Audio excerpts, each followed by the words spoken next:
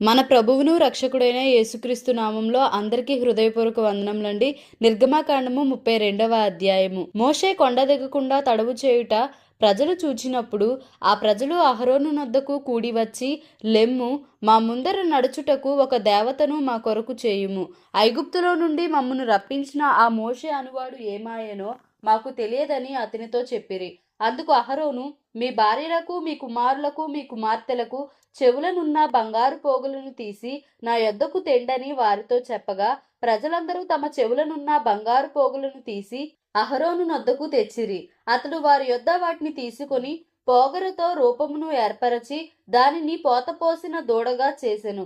అప్పుడు వారు, ఓ ఇశ్రాయేలు, ఐగుప్తు దేశంలో నుండి నిన్ను రప్పించిన నీ దేవుడు ఇదే అనిరి.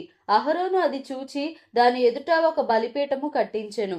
మరియు అహరోను, రేపు యెహోవాకు పండుగ జరుగునని చాటింపగా, మరునాడు వారు ఉదయమున లేచి దహన బలులను సమాధాన బలులను అర్పించిరి. అప్పుడు జనులు తినుటకును త్రాగుటకును కూర్చుండి ఆడుటకు లేచిరి. కాగా యెహోవా మోషేతో ఇట్లనెను, నీవు దిగి వెళ్ళుము. ఐగుప్తు దేశము నుండి నీవు రప్పించిన నీ ప్రజలు చెడిపోయిరి. నేను వారికి నియమించిన త్రోవ నుండి త్వరగా తొలగిపోయి తమ కొరకు పోతపోసిన దూడను చేసుకొని దానికి సాగిలపడి బలినర్పించి, ఓయి ఇశ్రాయేలు, ఐగుప్తు దేశం నుండి నిన్ను రప్పించిన నీ దేవుడు ఇదే అని చెప్పుకొనిరనెను. మరియు యెహోవా ఇట్లనెను, నేను ఈ ప్రజలను చూచియున్నాను. ఇదిగో, వారు లోబడ నొల్లని ప్రజలు. కావున నీవు ఊరకుండుము. నా కోపము వారి మీద మండును. నేను వారిని కాల్చివేసి నిన్ను గొప్ప జనముగా చేసేదనని మోషేతో చెప్పగా, మోషే తన దేవుడైన యెహోవాను బ్రతిమాలుకొని, యెహోవా, నీవు మహాశక్తి వలన బాహుబలము వలన ఐగుప్తు దేశంలో నుండి రప్పించిన నీ ప్రజల మీద నీ కోపము మండనేలా? ఆయన కొండలలో వారిని చంపునట్లును భూమి మీద నుండి వారిని నశింపచేయునట్లును కీడు కొరకే వారిని తీసుకొని పోయేనని ఐగుప్తీయులు ఎలా చెప్పుకొనవలెను? నీ కోపాగ్ని నుండి మళ్ళుకొని నీవు నీ ప్రజలకు ఈ కీడు చేయక దాని గూర్చి సంతాపపడుము. నీ సేవకులైన అబ్రాహామును, ఇస్సాకును, ఇశ్రాయేలును జ్ఞాపకము చేసుకొనుము. నీవు వారితో, ఆకాశ నక్షత్రముల వలె మీ సంతానము అభివృద్ధి చేసి నేను చెప్పిన ఈ సమస్త భూమిని మీ సంతానమునకు ఇచ్చేదననియు వారు నిరంతరము దానికి హక్కుదారులగుదురనియు వారితో నీ తోడని ప్రమాణము చేసి చెప్పితివనెను. అంతటా యెహోవా తన ప్రజలకు చేసేదనని చెప్పిన కీడును గూర్చి సంతాపపడెను. మోషే శాసనములు గల 2 పలకలను చేతపట్టుకొని కొండ దిగి వచ్చెను. ఆ పలకలు ఇరు ప్రక్కలను వ్రాయబడినవి. అవి ఈ ప్రక్కను ఆ ప్రక్కను వ్రాయబడి ఉండెను. ఆ పలకలు దేవుడు చేసినవి. ఆ పలకల మీద చెక్కబడిన వ్రాత దేవుని చేవ్రాత. ఆ ప్రజలు పెద్ద కేకలు వేయుచుండగా యెహోషువ ఆ ధ్వని విని, పాళెములో యుద్ధ ధ్వని అని మోషేతో అనగా, అతడు, అది జయధ్వని కాదు, అపజయధ్వని కాదు, సంగీత ధ్వని నాకు వినబడుచున్నదనెను. అతడు పాలెంనకు సమీపింపగా ఆ దూడను వారు నాట్యమాడుటను చూచెను. అందుకు మోషే కోపము మండెను.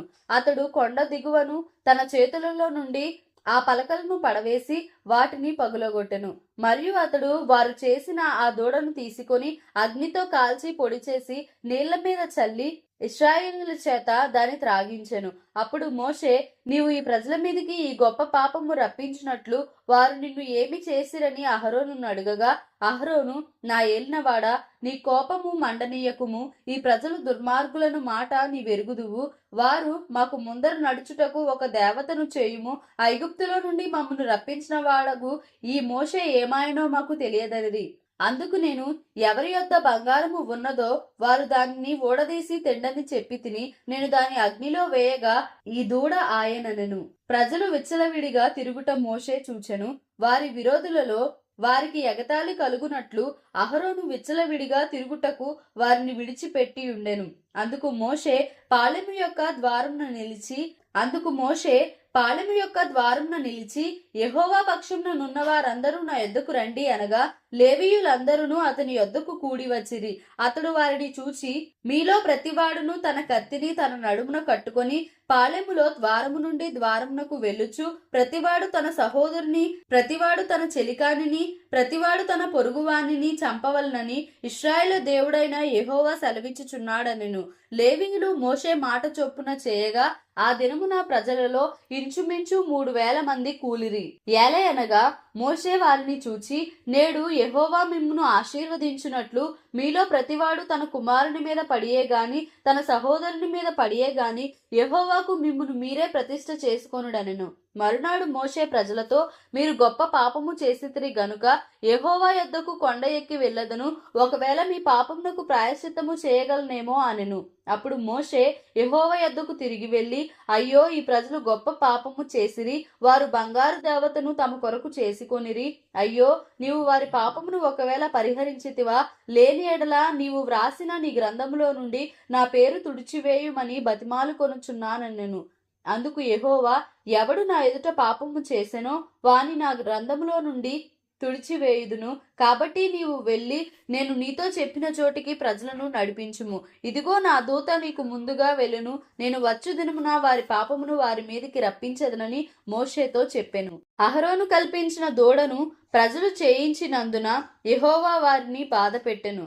నిర్గమాకాండము 33వ అధ్యాయము.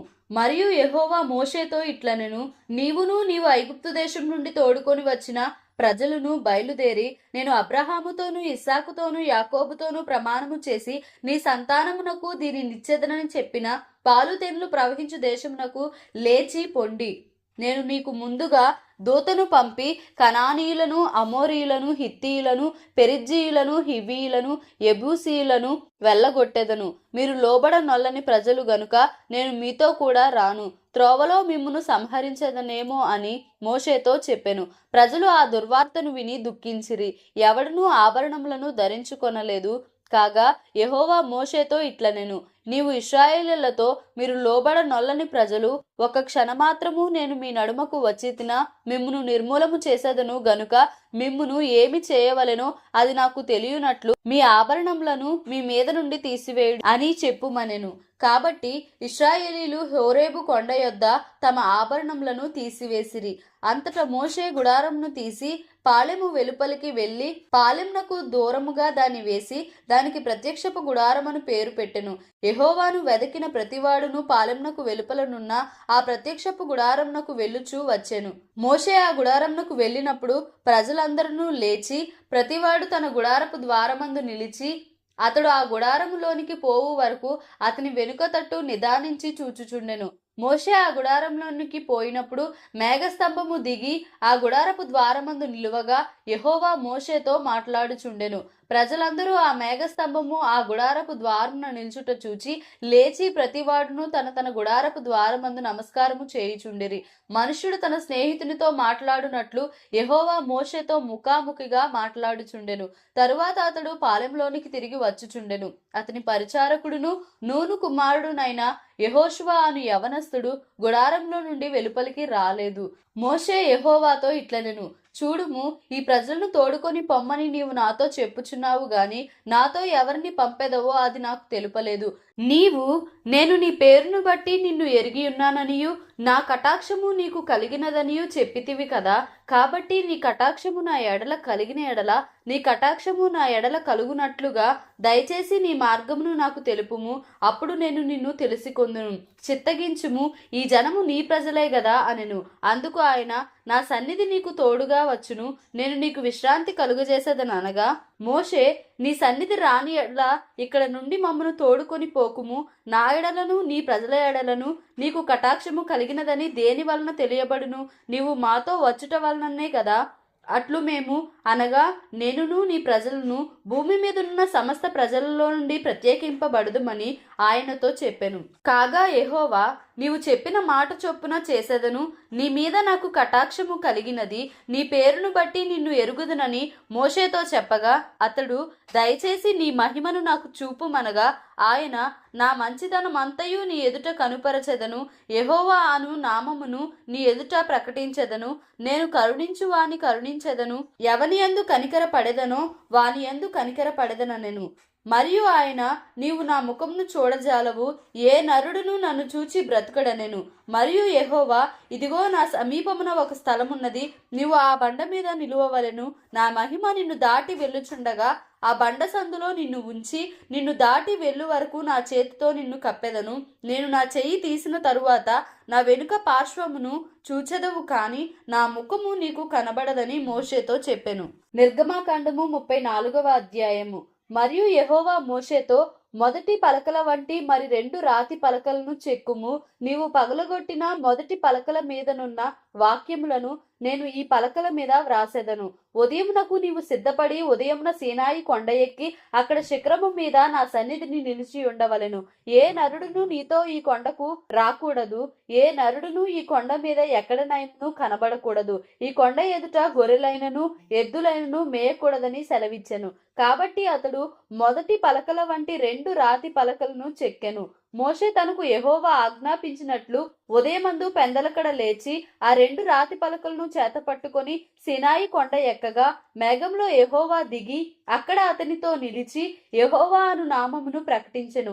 అతని ఎదుట యెహోవా అతని దాటి వెళ్ళుచు, యెహోవా కనికరము, దయా, దీర్ఘశాంతము, విస్తారమైన కృపా సత్యములు గల దేవుడైన యెహోవా, ఆయన 1000 మందికి కృపను చూపుచు దోషమును, అపరాధమును, పాపమును క్షమించును గాని ఆయన ఏమాత్రమును దోషులను నిర్దోషులుగా ఎంచక 3-4 తరముల వరకు తండ్రుల దోషమును కుమారుల మీదికిని, కుమారుల కుమారుల మీదికిని రప్పించునని ప్రకటించెను.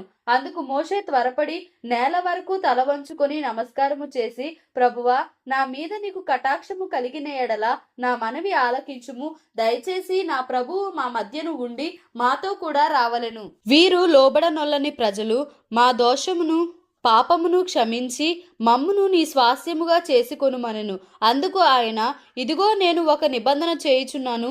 భూమి మీద ఎక్కడనైనను ఏ జనములోనైనను చేయబడని అద్భుతములు నీ ప్రజలందరి ఎదుట చేసెదను. నీవు ఏ ప్రజల నడుమనున్నావో ఆ ప్రజలందరూ యెహోవా కార్యమును చూచెదరు. నేను నీ ఎడల చేయబోవునది భయంకరమైనది. నేడు నేను నీకు ఆజ్ఞాపించుదానిని అనుసరించి నడువుము.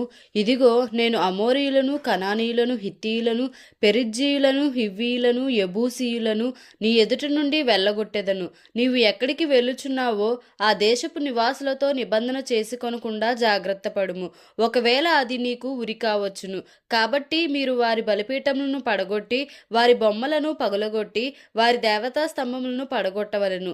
ఏలయనగా వేరొక దేవునికి నమస్కారము చేయవద్దు. ఆయన నామము రోషము గల యెహోవా, ఆయన రోషము గల దేవుడు. ఆ దేశపు నివాసులతో నిబంధన చేసుకొనకుండా జాగ్రత్త పడుము. వారు ఇతరుల దేవతలతో వ్యభిచరించి ఆ దేవతలకు బలి అర్పించుచున్నప్పుడు ఒకడు నిన్ను పిలిచిన ఎడల నీవు వాని బలిద్రవ్యమును తినకుండా చూచుకొనుము. మరియు నీవు నీ కుమారుల కొరకు వారి కుమార్తెలను పుచ్చుకొనునెడల వారి కుమార్తెలు తమ దేవతలతో వ్యభిచరించి నీ కుమారులను తమ దేవతలతో వ్యభిచరింపచేయుదురేమో. పోతపోసిన దేవతలను చేసుకొనవలదు. మీరు పొంగని వాటి పండుగ ఆచరింపవలెను. నేను నీకు ఆజ్ఞాపించినట్లు ఆబీబు నెలలో నియామక కాలమందు 7 దినములు పొంగని వాటినే తినవలెను. ఏలయనగా ఆబీబు నెలలో ఐగుప్తులో నుండి మీరు బయలుదేరి వచ్చితిరి. ప్రతి తొలిచూలు పిల్లయు నాది. నీ పశువులలో తొలిచూలుదైన ప్రతి మగది దూడయే గాని గొర్రెపిల్లయే గాని అది నాదగును. గొర్రెపిల్లను ఇచ్చి గాడిద తొలిపిల్లను విడిపింపవలెను. దాని విమోచింపని ఎడల దాని మెడను విరుగదీయవలెను. నీ కుమారులలో ప్రతి తొలిచూని వాని విడిపింపవలెను. నా సన్నిధిని వారు వట్టి చేతులతో కనబడవలదు. 6 దినములు నీవు పనిచేసి 7వ దినమున విశ్రమింపవలెను. దున్ను కాలమందైనను కోయి కాలమందైనను ఆ దినమున విశ్రమింపవలెను. మరియు నీవు గోధుమల కోతలో ప్రథమ ఫలముల పండుగను అనగా వారముల పండుగను, సంవత్సరాంతమందు పంట కూర్చు పండుగను ఆచరింపవలెను. సంవత్సరమునకు ముమ్మారు నీ పురుషులందరూ ప్రభువును ఇశ్రాయేలుల దేవుడునైన యెహోవా సన్నిధిని కనబడవలెను. ఏలయనగా నీ ఎదుట నుండి జనములను వెళ్ళగొట్టి నీ పొలిమేరలను గొప్పవిగా చేసేదను. మరియు నీవు సంవత్సరమునకు ముమ్మారు నీ దేవుడైన యెహోవా సన్నిధిని కనబడబోవునప్పుడు ఎవడునూ నీ భూమిని ఆశింపడు. నీవు పులిసిన దానితో నా బలిరక్తమును అర్పింపకూడదు. పస్కా పండుగలోని బలి సంబంధమైన మాంసమును ఉదయకాలము వరకు ఉంచకూడదు. నీ భూమి యొక్క ప్రథమ ఫలములలో మొదటివి నీ దేవుడైన యెహోవా మందిరంలోనికి తేవలెను. మేకపిల్లను దాని తల్లి పాలతో ఉడకబెట్టకూడదనెను. మరియు యెహోవా మోషేతో ఇట్లనెను, ఈ వాక్యములను వ్రాసికొనుము. ఏలయనగా ఈ వాక్యములను బట్టి నేను నీతోనూ ఇశ్రాయేలీయులతోనూ నిబంధన చేసి ఉన్నాను. అతడు 40 రేయింబగళ్ళు యెహోవాతో కూడా అక్కడ నుండెను. అతడు భోజనము చేయలేదు, నీళ్లు త్రాగలేదు. అంతలో ఆయన ఆ నిబంధన వాక్యములను అనగా 10 ఆజ్ఞలను ఆ పలకల మీద వ్రాసెను. మోషే సీనాయి కొండ దిగుచుండగా శాసనములు గల ఆ 2 పలకలు మోషే చేతిలో ఉండెను. అతడు ఆ కొండ దిగుచుండగా ఆయన అతనితో మాట్లాడుచున్నప్పుడు తన ముఖ చర్మము ప్రకాశించిన సంగతి మోషేకు తెలిసి ఉండలేదు. అహరోనును ఇశ్రాయేలీయులందరును మోషేను చూచినప్పుడు అతని ముఖ చర్మము ప్రకాశించెను గనుక వారు అతని సమీపింపవరచిరి. మోషే వారిని పిలిచినప్పుడు అహరోనును సమాజ ప్రధానులందరూ అతని యొద్దకు తిరిగి వచ్చిరి. మోషే వారితో మాటలాడెను. అటు తరువాత ఇశ్రాయేలీయులందరూ సమీపింపగా సీనాయి కొండ మీద యెహోవా తనతో చెప్పినది యావత్తును అతడు వారికి ఆజ్ఞాపించెను. మోషే వారితో ఆ మాటలు చెప్పుట చాలించి తన ముఖము మీద ముసుగు వేసుకొనెను. అయినను మోషే యెహోవాతో మాట్లాడుటకు ఆయన సన్నిధిని ప్రవేశించినది మొదలుకొని అతడు వెలుపలికి వచ్చు వరకు ఆ ముసుగు తీసివేసెను. అతడు వెలుపలికి వచ్చి తనకు ఆజ్ఞాపింపబడిన దానిని ఇశ్రాయేలీయులతో చెప్పెను. మోషే ముఖచర్మము ప్రకాశింపగా ఇశ్రాయేలీయులు మోషే ముఖమును చూచిరి. మోషే ఆయనతో మాట్లాడుటకు లోపలికి వెళ్ళు వరకు తన ముఖం మీద ముసుగు వేసుకొనెను. నిర్గమాకాండము 35వ అధ్యాయము. మోషే ఇశ్రాయేలీయుల సర్వ సమాజమును పోగుచేసి, మీరు చేయునట్లు యెహోవా ఆజ్ఞాపించిన విధులేవనగా 6 దినములు పని చేయవలెను. 7వది మీకు పరిశుద్ధ దినము, అది యెహోవా విశ్రాంతి దినము. దానిలో పనిచేయు ప్రతివాడును మరణశిక్ష నొందును. విశ్రాంతి దినమున మీరు మీ ఇండ్లలో ఎక్కడను అగ్ని రాజబెట్టకూడదని వారితో చెప్పెను. మరియు మోషే ఇశ్రాయేలీయులైన సర్వ సమాజముతో ఇట్లనెను, యెహోవా ఆజ్ఞాపించినదేమనగా, మీరు మీలో నుండి యెహోవాకు అర్పణము పోగు చేయుడి. ఎట్లనగా, బుద్ధి పుట్టిన ప్రతివాడు యెహోవా సేవ నిమిత్తము బంగారు, వెండి, ఇత్తడి, నీలధూమ్ర రక్త వర్ణములు, సన్ననార, మేక వెంట్రుకలు, ఎర్ర రంగు వేసిన పొట్టేళ్ల తోళ్లు, సముద్ర వత్సల తోళ్లు, తుమ్మకర్ర, ప్రదీపమునకు తైలము, అభిషేక తైలమునకును పరిమళ ద్రవ్య ధూపమునకును సుగంధ సంభారములు, ఏఫోదుకును పతకమునకును లేత పచ్చలును చెక్కు రత్నములను తీసుకొని రావలెను. మరియు వివేక హృదయులందరూ వచ్చి యెహోవా ఆజ్ఞాపించినవన్నీ చేయవలెను. అవేవనగా, మందిరము, దాని గుడారము, దాని పైకప్పు, దాని కొలుకులు, దాని పలకలు, దాని అడ్డకర్రలు, దాని స్తంభములు, దాని దిమ్మలు, మందసము, దాని మోతకర్రలు, కరుణాపీఠము, కప్పు, తెర, బల్ల, దాని మోతకర్రలు, దాని ఉపకరణములన్నీయు, సన్నిధి రొట్టెలు, వెలుగు కొరకు దీపవృక్షము, దాని ఉపకరణములు, దాని ప్రదీపములు, దీపములకు తైలము, ధూపవేదిక, దాని మోతకర్రలు, అభిషేక తైలము, పరిమళ ద్రవ్య సంభారము, మందిర ద్వారమునకు తెర, దహన బలిపీఠము, దానికి కలిగిన ఇత్తడి జల్లెడ, దాని మోతకర్రలు, దాని ఉపకరణములన్నీయు, గంగాలము, దాని పీట, ఆవరణపు తెరలు, దాని స్తంభములు, వాటి దిమ్మలు, ఆవరణ ద్వారమునకు తెర, మందిరమునకు మేకులు, ఆవరణమునకు మేకులు, వాటికి త్రాళ్ళు, పరిశుద్ధ స్థలములో సేవ చేయుటకు సేవా వస్త్రములు, అనగా యాజకుడైన అహరోనుకు ప్రతిష్ఠిత వస్త్రములు, యాజకులగునట్లు అతని కుమారులకును వస్త్రములు నవియే అనెను. ఇశ్రాయేళ్ల సమాజమంతయు మోషే ఎదుటి నుండి వెడలిపోయెను. తరువాత ఎవని హృదయము వాని రేపెనో, ఎవని మనస్సు వాని ప్రేరేపించెనో వారందరూ వచ్చి ప్రత్యక్షపు గుడారము యొక్క పని కొరకును, దాని సమస్త సేవ కొరకును, ప్రతిష్ఠిత వస్త్రముల కొరకును యెహోవాకు అర్పణను తెచ్చిరి. స్త్రీలు గాని పురుషులు గాని ఎవరెవరి హృదయములు వారిని ప్రేరేపించెనో వారందరూ యెహోవాకు బంగారు అర్పించిన ప్రతివాడును ముక్కరలను, పోగులను, ఉంగరములను, తావళములను, సమస్త విధమైన బంగారు వస్తువులను తెచ్చిరి. మరియు నీల ధూమ్ర రక్త వర్ణములు, సన్ననార, మేక వెంట్రుకలు, ఎర్ర రంగు వేసిన పొట్టేళ్ల తోలు, సముద్ర వత్సల తోళ్లు, వీటిలో ఏవి ఎవరి యొద్ద నుండెనో వారు వాటిని తెచ్చిరి. వెండి గాని ఇత్తడి గాని ప్రతిష్ఠించిన ప్రతివాడును యెహోవాకు ఆ అర్పణము తెచ్చెను. ఆ సేవలో ఏ పనికైనను వచ్చు తుమ్మకర్ర ఎవని యొద్ద నుండెనో వాడు దాని తెచ్చెను. మరియు వివేక హృదయము గల స్త్రీలందరూ తమ చేతులతో వడికి తాము వడికిన నీలధూమ్ర రక్తవర్ణములు గల నూలును సన్ననార నూలును తెచ్చిరి. ఏ స్త్రీలు జ్ఞాన హృదయము గలవారై ప్రేరేపింపబడిరో వారందరూ మేక వెంట్రుకలను వడికిరి. ప్రధానులు ఏఫోదుకును పతకమునకును చెక్కు రత్నములను లేత పచ్చలను సుగంధ ద్రవ్యమును దీపమునకును అభిషేక తైలమునకును పరిమళ ధూపమునకును తైలమును తెచ్చిరి. మోషే చేయవలనని యెహోవా ఆజ్ఞాపించిన పనులన్నిటి కొరకు ఇశ్రాయేలీల్లో పురుషులేమి స్త్రీలేమి తెచ్చుటకు ఎవరి హృదయములు వారిని ప్రేరేపించెనో వారందరూ మనఃపూర్వకముగా యెహోవాకు అర్పణములను తెచ్చిరి.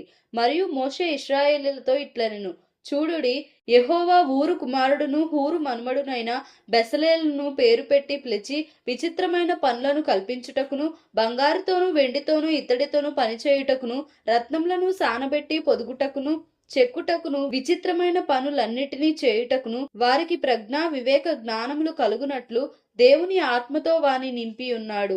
అతడును దాను గోత్రికుడును అహీసామాకు కుమారుడునైన అహోలియాబును ఇతరులకు నేర్పునట్లు వారికి బుద్ధి పుట్టించెను.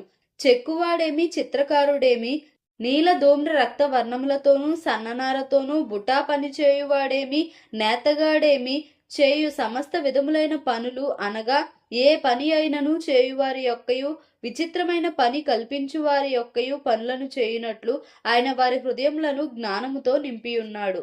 నిర్గమాకాండము 36వ అధ్యాయము. పరిశుద్ధ స్థలము యొక్క సేవ నిమిత్తము ప్రతి విధమైన పని చేయ తెలుసుకొనుటకై యెహోవా ఎవరికి ప్రజ్ఞా వివేకములు కలుగజేసెనో అట్టి బెసలేలును అహోలియాబును మొదలైన ప్రజ్ఞావంతులందరూ యెహోవా ఆజ్ఞాపించిన అంతటి చొప్పున చేయుదురనెను. బెసలేలును అహోలియాబును యెహోవా ఎవరి హృదయంలో ప్రజ్ఞ పుట్టించెనో ఆ పని చేయుటకు ఎవని హృదయము వాని రేపెనో వారినందరినీ మోషే పిలిపించెను. ఆ పని చేయుటకై వారు పరిశుద్ధ స్థలము యొక్క సేవ కొరకు ఇశ్రాయేలీలు తెచ్చిన అర్పణములన్నిటినీ మోషే యొద్ద నుండి తీసుకొనిరి. అయినను ఇశ్రాయేలీలు ఇంకా ప్రతి ఉదయమున మనఃపూర్వకముగా అర్పణములను అతని యొద్దకు తెచ్చుచుండిరి.